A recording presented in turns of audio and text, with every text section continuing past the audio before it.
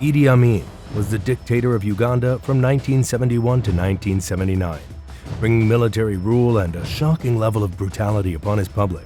He would oversee a dictatorship that would bring hundreds of thousands of people to a brutal murder. For an 8-year reign, Idi Amin's dictatorship would be characterized by human rights abuses, ethnic persecution, economic catastrophe, and a horrifying atmosphere of repression and fear. Come with us as we examine some of the most jarring and barbarous punishments of the Butcher of Kampala and his literal thirst for blood. Once Amin had overthrown President Milton Obote in the coup of 1971, the country would be changed forever in a time frame as fast as a week. At the opening of February 1971, just days after the coup, Amin announced himself as president of Uganda, as well as the leader of every military arm of the country. The most profound change was taking the country into a realm and ethos of military rule. Civil law was abandoned for military tribunals, as military officers and soldiers were granted all the top government positions. Along with this, many provisions of the Ugandan constitution were indefinitely suspended. What was once the government house, residency to the president, was renamed the command post. Yet for Uganda's people, among the most dire changes brought by Idi Amin's military rule was the change in intelligence agency. What was once the General Service Unit was rebranded the State Research Bureau, and under this banner, the Ugandan people would face years of terror. The State Research Bureau, along with the military police and the Public Safety Unit, would bring capital punishment and extreme physical punishment to the Ugandan population. Any caught opposing Amin's dictatorship were right to fear for their lives. The headquarters of the State Research Bureau would become a place of terror and misery for hundreds of thousands of Ugandans. Yet this was far from the only sight. Starting in 1971, with the help of Israeli architects, Amin had underground physical punishment chambers installed all across the country. Allegedly, these chambers were built to store ammunition and weaponry, but this was not their ultimate purpose. The Kampala City Tour can grant a tour of an Idi Amin torture chamber to this day in Lubiri Mengo. Inside are 5 cells without ventilators or windows along a dark passageway that was typically filled with electrified water. SRB and military police officers would collect people from villages and towns, blindfold them, and drive them around for hours before bringing them to the chambers.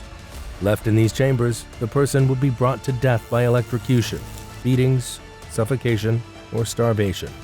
For the people of Uganda, the SRB stood for State Research Butchery. Power for persecution. Across the 1970s, Idi Amin's rule would become infamous for its persecution of specific ethnic groups. This ugly strain of his rule was ignited by the attempt to expel any supporters of the previous Obote presidency within the army. In the majority, these people belonged to the Acholi and Longo identities. Amin had barracks in Jinja and Mbarara massacred to eliminate Acholi and Longo soldiers. By the opening months of 1972, some 5,000 soldiers of the two identities and more than 10,000 civilians had vanished. Amin's brutal murders of the Acholi and Longo peoples were not solely set upon the military or even those specific ethnic groups. As the years unfolded, the atmosphere of violence in the country continued to unravel. Religious leaders, lawyers, judges, intellectuals, artists, students, and foreign nationals were all no longer safe. Some were assigned criminal motives in a way to attempt justification. Many had their lives taken at the will of Amin's many military offshoots. Regularly, the victims of these widespread killings could be found floating in the River Nile after their murders. Amin's persecution of ethnic groups began to erode the very fabric of Ugandan society. His decision to aggrandize some ethnicities over others would have disastrous effects. He would purposely recruit followers from his ethnicity, the Kakwas, and the SRB infamously recruited significant numbers of Rwandan immigrants. That would sour Uganda-Rwandan relations and flourish violence in the years to come. By August 1972, Amin's ethnic persecution would take a radical turn and impact the entire country for the worse. Ruling by decree, Amin would take one of his most drastic by ordering an expulsion of the Asian community within Uganda. Some 50,000 were British passport holders, and the order would be amended to include 60,000 Asians who were not citizens of Uganda. This was a profoundly nearsighted and bigoted decision that simply didn't account for the shape of Uganda's economy. Given 90 days to leave the country in the name of Amin's economic war, this great displacement was a disaster for the country. The Asian population of Uganda were 90% of the country's tax revenue. The economy was left in ruins. Paranoia. purges, and people never seen again. Idi Amin was an individual riddled with paranoia, and that sense of danger being around any corner at any time was translated to the entire landscape of Uganda. Following the 1971 decree, the SRB were given sweeping powers, and their presence could be found all over the country. Hospitals, airports, banks, restaurants, hotels, and even government offices could be under the watchful presence of the SRB's undercover agents. So much of the State Research Bureau was far from undercover, though. The standard uniform of male agents was kaunda suits, bell-bottoms, and floral print shirts topped off with shades. A blatant, public presence to instill fear was all part of the package. Amin brought in Soviet Union KGB agents to train and instruct the SRB in their methodology, and it would show in practice. It was a regular occurrence in 1970s Uganda to see SRB agents stuffing someone into the trunk of a car and just driving off, and forced disappearance was a norm. Families often did not know the fate of their loved ones, as they were taken away by state operatives and never seen again. Amid the paranoia from the top and KGB-instructed intelligence arms came Soviet-era purges. It wasn't just members of the public suspected of being dissidents, but prominent figures across the administration and public life were targeted by Amin's bloody leadership across an 8-year era of terror, in which as many as 300,000 people were killed according to the International Commission of Jurists, or 500,000 according to Amnesty International. Those in power were not safe. People of prominence were executed without trial.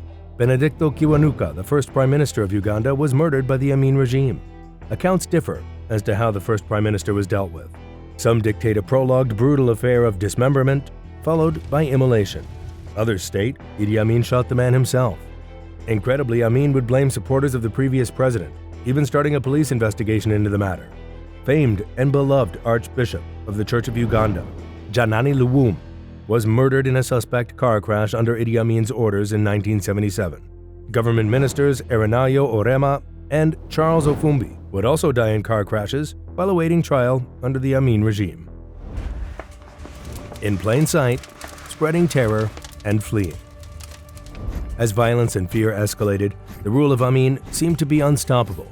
In June of 1976, his defense counsel announced him president for life.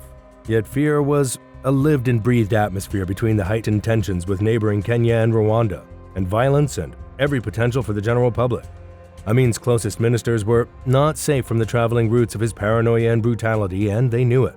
In 1975, his longest-serving cabinet member, Emmanuel Wakweya, would flee to London despite his repute and position of financial minister.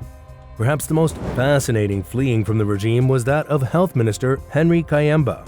He would follow former colleague Wakweya to the UK in 1977 and would write State of Blood, the inside story of Idi Amin, an exposé of the regime. Kayemba would state in the book that Amin's often terrifying behavior was down to his tribal Kakwa background. The Kakwa would taste the blood of slain enemies. Henry Kayemba stated that Idi Amin had told himself and others that he had consumed human flesh. Amin's bloodlust was not a private matter, and with a KGB-trained surveillance agency on the ground, public executions were commonplace across the 70s. Idi Amin made a practice of displaying the bodies of slain victims, and would make grandiose claims he kept the heads of his enemies in a freezer to serve as a warning to any others considering dissidence. This is History on Fleek, and we'll see you next time.